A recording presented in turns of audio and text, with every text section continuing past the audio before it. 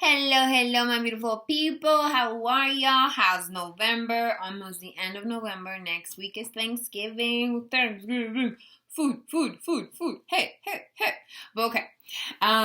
So guys, this week I asked all of you guys what would interest you this week, and a lot of people said anxiety. And I know we already have an anxiety podcast on YouTube and everything, so I hope you guys already listened to all of that. Fingers crossed. But guys, yeah, so instead of me talking about anxiety again, I'm gonna talk about how anxiety is formed, where it comes from, how can we understand it better, and yeah, all the cool things, all the fun things that we need to understand when we're growing up. Yes, so that's why here you are listening to me, because you're growing up and you want to, do a good job growing up. But okay, guys. So, anxiety. So, guys, anxiety comes from our ego. Our ego. Doesn't everybody love the word ego? So, if you don't know what ego is a separate construct or consciousness that is created in our mind, and it attaches itself to your past, your big memories, any memory in which you may have, let's see, in any memory in which you may have felt a change of in your mindset and your heart and like your emotions, like a sudden change, and it was either negative or very heavy for you, let's say. So the ego forms itself from, I don't want to completely say negative memories, but it forms itself from memories, okay? So the ego is all about the past. The ego is all about it's in the past, and if it's in the past, sometimes it goes to the future. It makes you worry about the future, okay? So the ego can only think, they can only create things in your head when you're thinking about the past or when you're worrying about the future. I'm gonna leave it like that, okay? And our ego starts forming itself when we start forming our personality, okay? Because when we're forming our personality, we're forming our idea of ourselves. We are creating who we think we want to be in this world, okay? It is helping us, is when we're building, the persona we want to be seen as outside of our home, right? Outside of our parents. It is who we are creating, our personality, and the ego starts forming itself there too. Okay, so, all right, the ego. The ego, I think the best way to explain it is it's by a story. So guys, before I actually graduated college and everything, in my head, my ego, right, was telling me, we're gonna study international business, we're gonna graduate within 4 years, then we're gonna get a good job, we're gonna climb the corporate ladder, and we're gonna become CEO.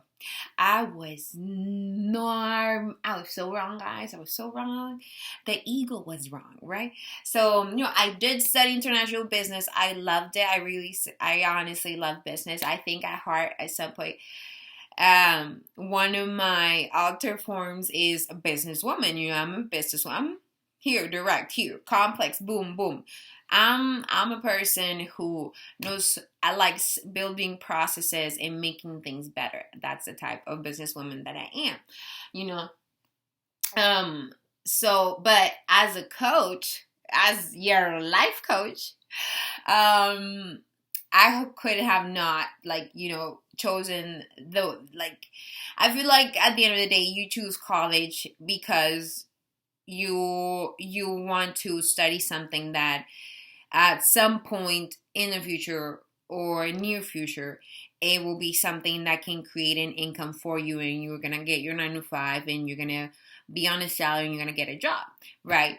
However, I have always been the type of person to follow my heart. My parents raised me to follow my heart and to follow my intuition and follow my dreams at the end of the day. So becoming a life coach was more part of following my dreams versus when I went as but international business was also kind of part of following my dreams, because in my dreams I was like, I want to be a businesswoman who travels the world and has multiple businesses all around the world and blah, blah, blah.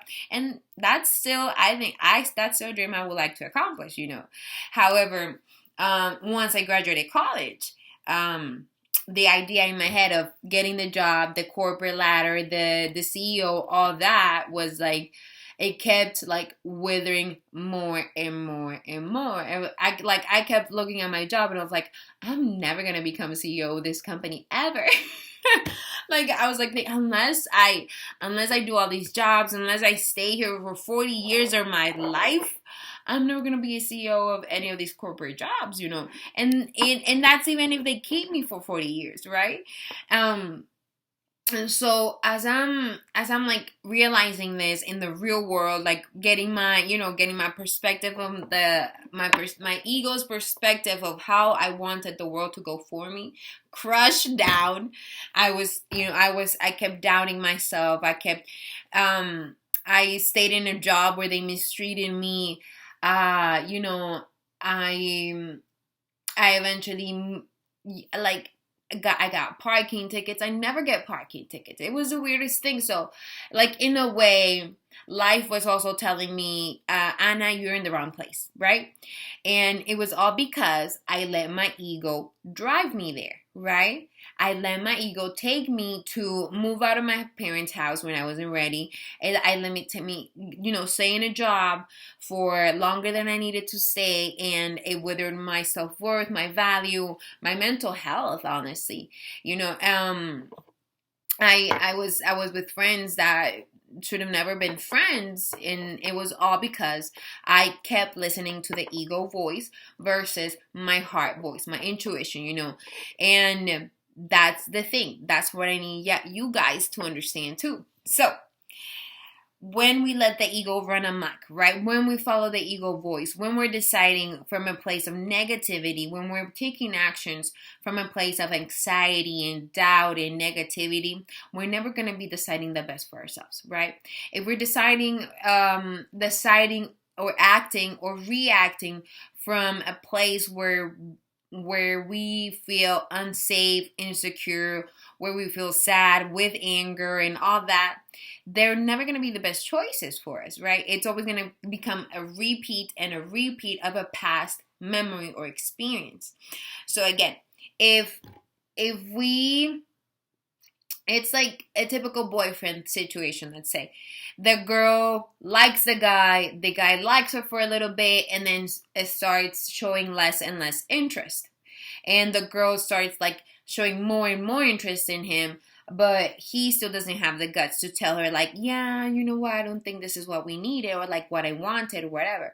But the girl's still in her head, right? She's still in her head that he likes me, I want to be with him, blah, blah, blah, blah. So when the guy, let's say, comes and tells the girl that he's no longer interested, right? Or he doesn't have the guts to tell her, what does the guy start doing? The guy starts texting somebody else. The guy starts not wanting to hang out with her. The guy starts like, showing the signs of like somebody who doesn't want to be with the girl, doesn't respect her, doesn't value her, but yet can't tell her that she should leave, right? Yet the girl is acknowledging all this, that the guy is not treating her fairly, that he's like hiding, not taking her out, everything, and the girl is just like trying to figure out why. But something and the girl is telling her like, oh, he's cheating, he has another woman, blah blah blah, he really actually likes me, I think we should stay, he told me he wanted to be his girlfriend. So you know what I mean? It's like that contradiction. So but on the other side, right, the girl is like, I don't think he's interested in me anymore, maybe I should ask him, I think maybe I shouldn't waste my time. But then if this side of the girl is like saying, yeah, he does like you, he wants his girlfriend, blah blah, is winning, what is the girl gonna do? He's gonna keep pushing herself on the guy, right? And the guy's just what, gonna depart more. So if we don't really let's see, if we don't really observe ourselves in how we're deciding or acting and thinking, and in moments or in situations where we know we're not being treated fairly, when we know we're not being treated with respect or anything, then that's when we're really just listening to our ego voice and our ego mindset. Because where it's like our ego is attached to that moment and to that experience because it thinks it's the best for us right now, simply because we've had it in the past. And it's not, guys. Okay, again, if you are listening to your ego, you're listening to the past, you're listening to a future that's not there, that hasn't been created, or you're listening to the past from where you've already had a bad experience. Okay, so if you keep listening to the bad experience, to the bad side of the ego, and deciding from there, you're just going to keep creating more bad experiences and bad moments and bad ideas and bad judgments for yourself. But if you listen to the voice in your heart, then that's how you elevate, you go further, you move on, you create a new experience for yourself, you become a better person, and everything and anything. So I can tell you guys so many stories about how the ego creates all of our negative emotions, but at the end of the day, you guys wanted to more anxiety. So again, the anxiety voice comes from our ego because our ego probably attached itself to a moment or a memory in which you experience a very high anxiety, and from that moment of very high anxiety, it's going to keep throwing a movie at you, practically. A movie in which you want to decide from into where you want to retrieve yourself from a new experience, or where you can have that anxiety again. So let's say you went through a car crash, right? You went through a car crash. It was very harsh for you. You didn't know what was going on, but like it was crazy, and but you survived. Everything's okay. But what happens? It's just like PTSD, right? PTSD is from our ego. It's from our ego. Because see, right now we're here, we're okay, we're safe. But anything that can trigger you into thinking that you're in your past, PTSD, right? Anything that can trigger you to thinking that you're in the past, guys, is bad. Okay? So, oh, I forgot the service. So guys, if you I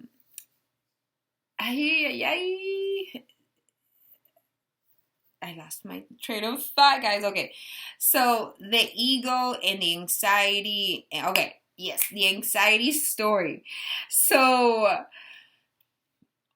how can let's compare it, right, guys? If we're having anxiety, let's say from the car crash, right? So we're in the car crash, we had anxiety, everything and anything happened in the car crash, and now we're safe, we're back at home, we have a new car, now blah blah blah. But guess what happens? The minute that the person thinks about driving the new car, it's safe, everything's okay, right? They start to get an anxiety attack. They start thinking, oh no, somebody's going to crash into me. Maybe I'm going to crash somewhere. I don't think I can drive the car right now. Just leave me at home, right? Right there. That's the ego voice. That's when you need to realize, whoa, I guess I still need to work on something, right? Or I guess I still need to tell myself that I am safe. Everything's going to be okay. Because you survived the car crash for a reason. You know, God loves you. That's why you're there.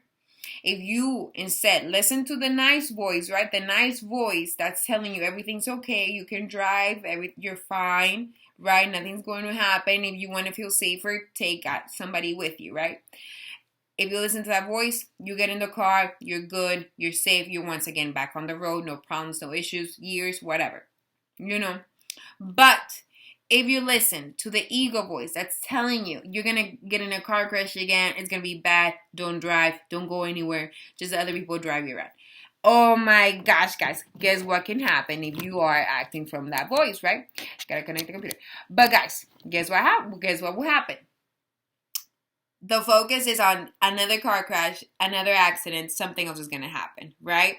So guess what's going to happen in the life in the next few days, and whatever those days that the person decides to drive or is being driven around, they're going to either see accidents, potential accidents, people driving recklessly, anything that can prove the ego right about them not driving, right?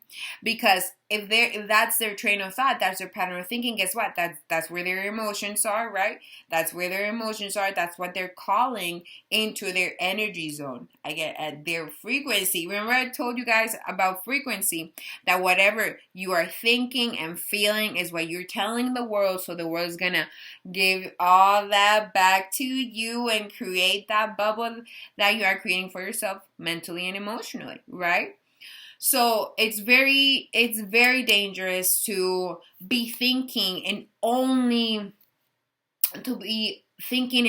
acting from your ego place. It can be very destructive to you, to you alone, in how you're letting your ego run your life, because your ego is always just going to be thinking about the past. So it's going to be making you make decisions based on the past. And when you're making decisions based on past experiences, all you're going to keep creating is the same experience in your life year after year. It's like you haven't seen a person for 5 years, and when you ask them how they're doing, what they're doing, they tell you the exact same thing they were doing 5 years ago, right? That same routine, everything. And then they keep talking, and then you realize, like, oh, this person's not happy, like, what's going on? They constantly tell me they have problems, that this is happening, and blah, blah. And that's when you realize, oh, this person is definitely thinking from their ego.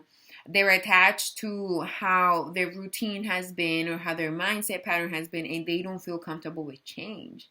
But yet, life gives them problems. Life shoots them out of their routines constantly, so that they can have the courage or the shift in their mind, in their consciousness, to change their lives and stop following their ego and start following their heart, which is the moral of this whole thing. Follow your heart, your heart's voice, your intuition's voice, your soul's voice. That's the voice that's always going to be thinking from a place of good, of love, of right, of peace, of calm, of, every good action, every good idea, everything good, But if you're in the place from where the ego comes from, be careful, be very aware.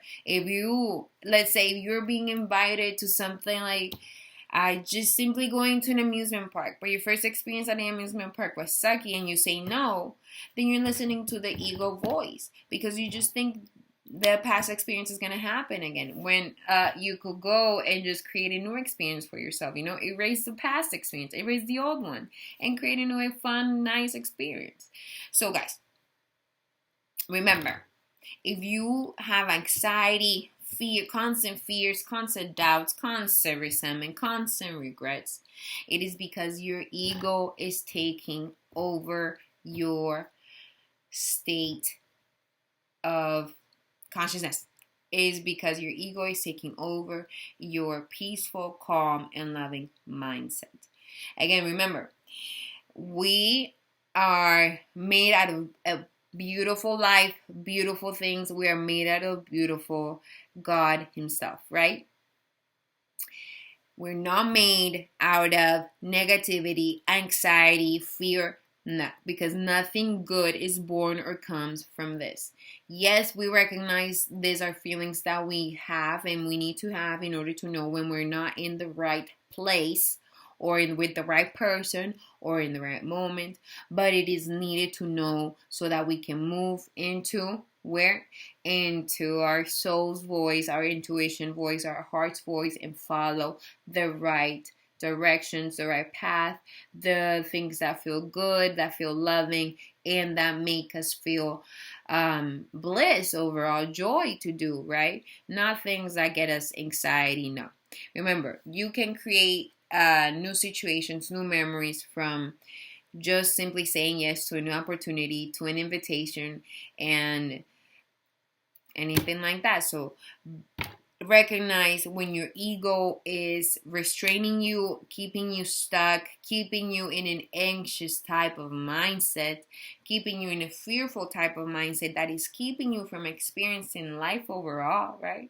And is keeping you from being able to feel fulfilled, right? Because in the ego, then the ego is always going to tell you it's not fulfilled, but yet the ego won't let you progress, right? It's crazy, right? So that's what I'm saying. We need to recognize the ego, to recognize where our anxieties come from, because anxiety is thinking about the past, or we're thinking about the future. Anxiety does not exist in the present, okay?